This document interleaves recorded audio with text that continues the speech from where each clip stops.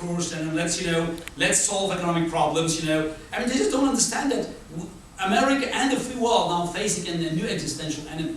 Because we created a world which is, as I said, globalized. It's getting smaller every day.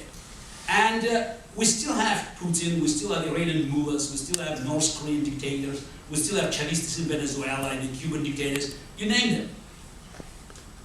50 years ago, and of course 100 years ago, we could live, just happily, divided by oceans without paying much attention to these guys. Today, no. We can find out what's happening in Indonesia, or even in North Korea, just by measuring, the the amplitude, the seismic amplitude there. So within a split of a second, so just it's all in your, it could be in your pocket. Now, but that means that people in these countries, whether it's Russia or other former Soviet republics like Kazakhstan, Turkmenistan, or in the Middle East, or in Iran, or in North Korea, that's probably the only country, in China, they also know what is happening in the free world.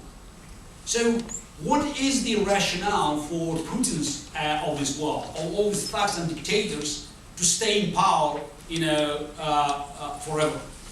They have to come up with a new mythology. They have to come up with a plan.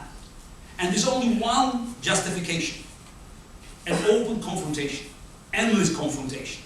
Because they cannot compete with the free world with ideas, with productivity, with innovations. They have only one competitive advantage. It's the value of human life. For all of us, the loss of one life is a tragedy. For them, a million lives is a demonstration of their strength. So they know that confrontation gives them, sort of an upper hand, and they can always, come back to their, to their oppressed in their countries, saying, we are here, because without us, without me, Putin, without Iranian mullahs, without, Kim's dynasty dictatorship in North Korea, you guys are lost because you were surrounded by enemies. So they will keep pushing. They will not stop. And again, the world is getting smaller.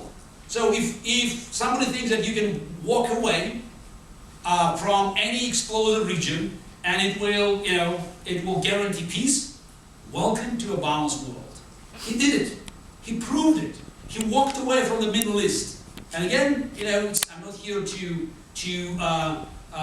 start this endless debate about 2003 invasion of Iraq.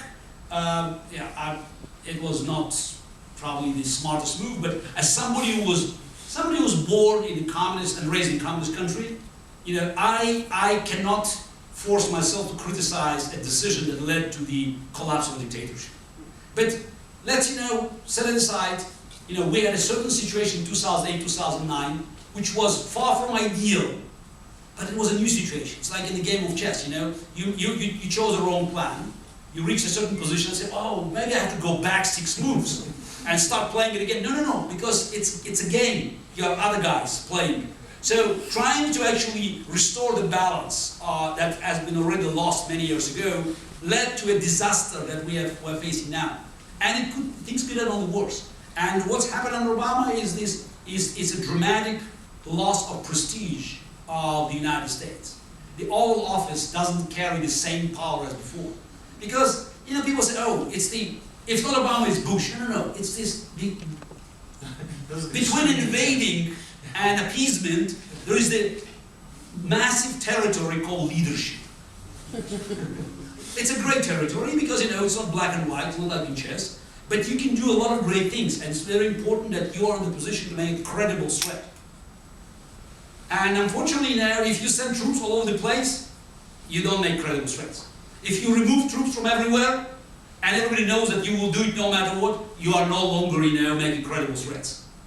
So we saw in the last 60 years, dramatic, damage made to the presidency of the United States, which, helped other guys, those bad guys, to actually understand that there are plenty of territories, there are plenty of territories to grab, and a lot of opportunities for them to sort of extend their influence. And it's, whoever is elected in 2016, this year, in November 2016, and will be sworn into office in January 2017, will have to deal with this problem. Unfortunately, what we know from the past, and that's why I mentioned, you know, it's the book was addressing, you know, these issues. Appeasement always leads to bigger wars. You're trying to avoid smaller conflicts, you end up with a bigger war. And I mean, for those who say that, oh, it's I mean, confronting these guys is too dangerous today, because they keep saying, you know, it's too dangerous, it's very hard, you know, and eventually it becomes impossible. My response is, look, I mean, I understand Putin is a dangerous guy. I understand Iran is, well, it's also a big enemy. But can you compare these forces with Joseph Stalin in 1948?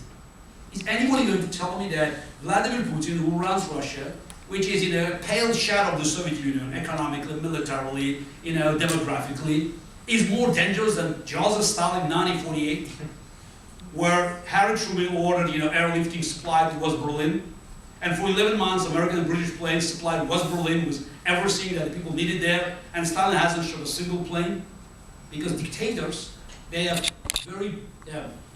quite a unique animal instinct. They can smell blood, and if they smell blood, they go up for a kill. If they smell strength, they back off. And Stalin knew that Harry Truman was not the person to mess up this. Well, one of the nice things on the tour was that we got to make some side stops